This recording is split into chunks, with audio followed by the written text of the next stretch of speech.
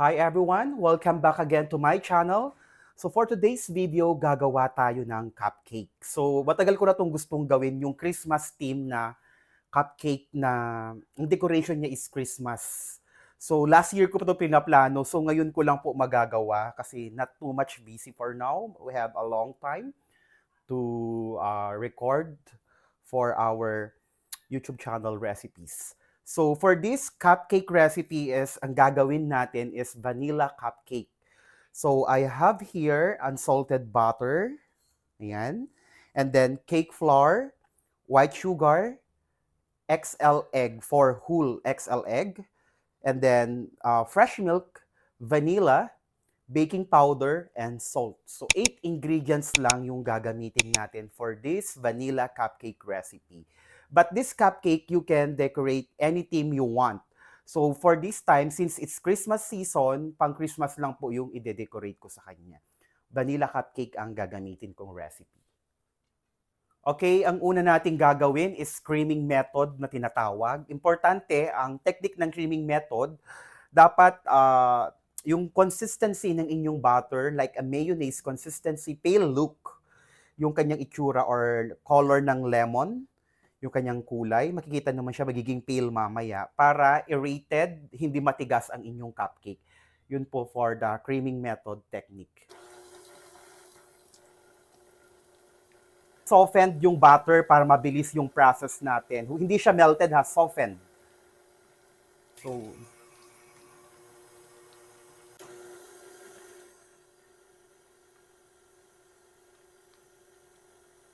okay, it's time to add in our salt and sugar. Pag na-achieve na natin yung mayonnaise consistency, like that, i-pour lahat yung ating sugar. Then mix.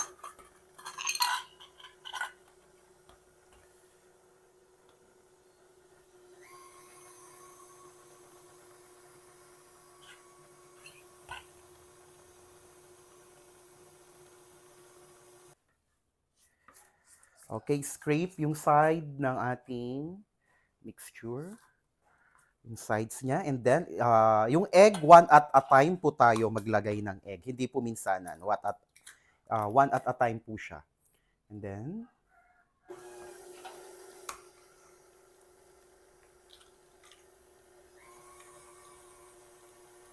so pag nawala na yung una, next.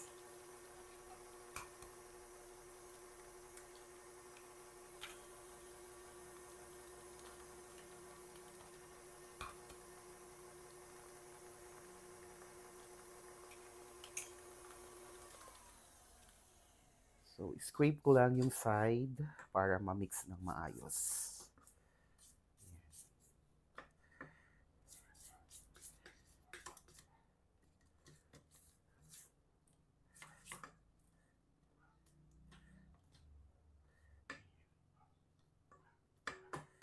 So, last, ay kaapat na itlog. Last na po siya.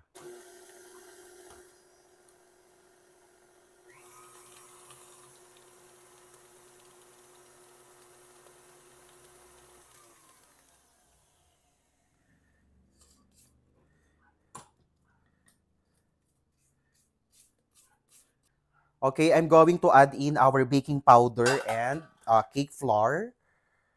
So, i-mix natin siya konti. Our liquid, vanilla and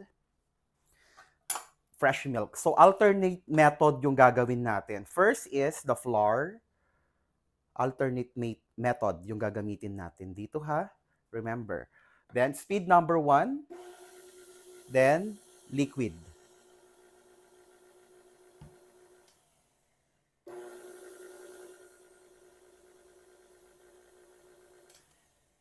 So then, dry ingredients ulit. So, it doesn't matter kung ilang beses nyo siya gagawin. Kung 2 times, 3 times, 4 times. Speed number 1. Then, liquid.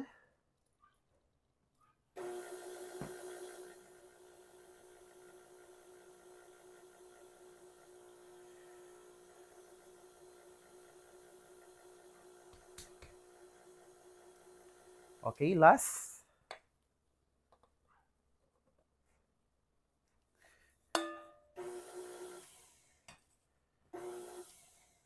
Then our liquid.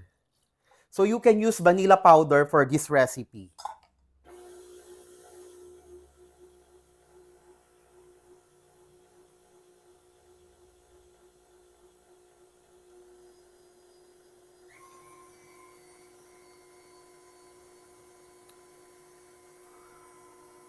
Okay, yung nasa side, scrape na lang natin and then ifo-fold na lang natin siya.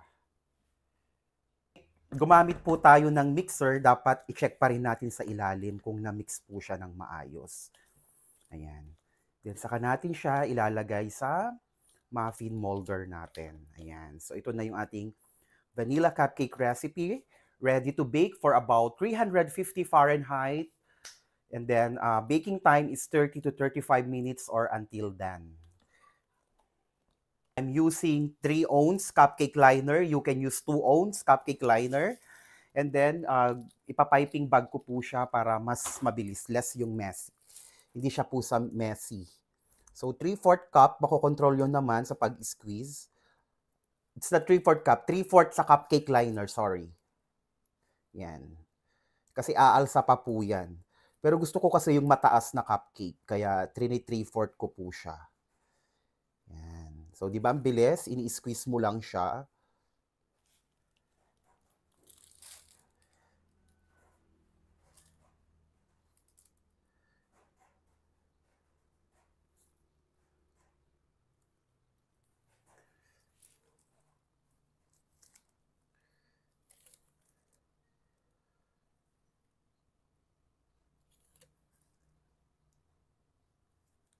Okay, our oven is already preheated. Ready to bake na po sila. Okay.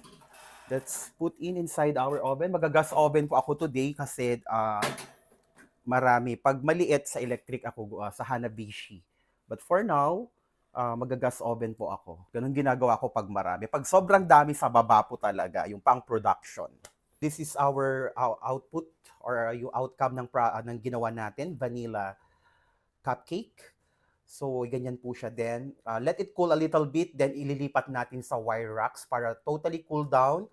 And then, mamaya gagawa tayo ng frosting and decorations. I-decorate na natin yung ating cupcake. So, it's up to you if you're going to use boiled icing, whipping cream, buttercream, any frosting you want. So, I'm going to use whipping cream without sugar.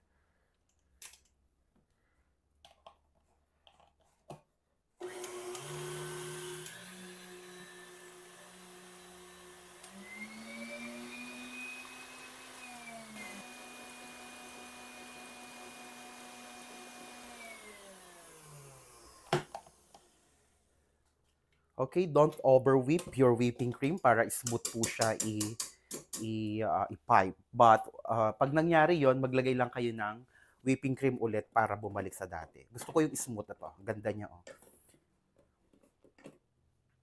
So I'm using, ganito ako maglagay ng icing. I have a tall glass para hindi kayo mahirapang maglagay. Then star tip, rosette, white yung pinili ko. It's up to you, or light blue.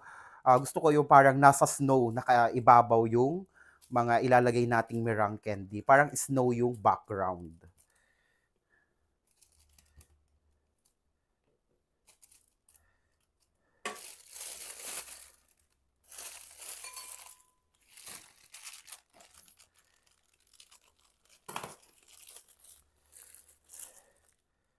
Like that. So, rosette yung gagawin ko.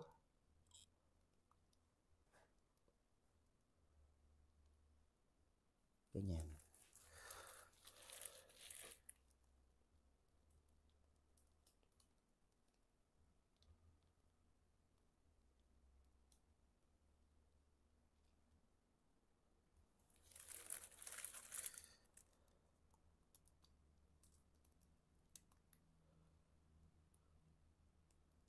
So, pasensya na po sa kamay ko ha. Pasmado na talaga, kabibake. Kaya nanginginig na din po kamay ko talaga. Kasi luto, hugas, bake, ganun talaga, dito talaga ang sakit ng mga baker.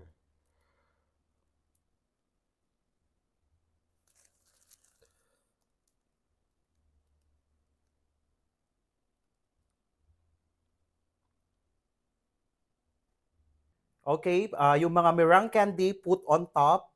Ayan, so ganyan lang po kadali. Ayan, sa top ng whipping cream, nasa snow yung dating. So yung cupcake, mas moist po yan pag advance nyo siya gagawin. Ilagay nyo po sa chiller, nagmo-moist po yan. Okay, ang ganda, di ba? Imagine that nakagawa tayo ng ganyan. So you can add extra sprinkle sa top ng gilid-gilid. Parang mga extra decoration. Optional lang naman po yung paglalagay natin. You can use silver, the gold, sa gilid lang po. Like this. Para may extra, parang may mga snowflakes po siya. Like that. Okay? Yan. For extra decorations.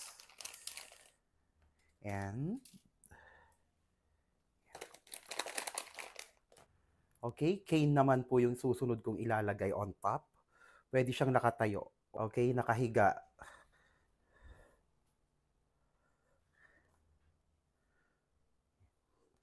So, ang useful po ng meringue, if you know how to make a character, Santa Claus pwede rin po siya.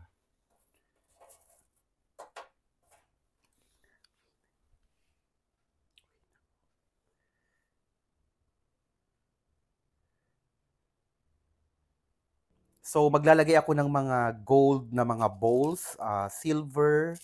So, it's up to you kung ano yung gusto nyo ilagay dito. Ayan. For extra, sprinkles, whatever you want. So, ibabalanse natin. Yan.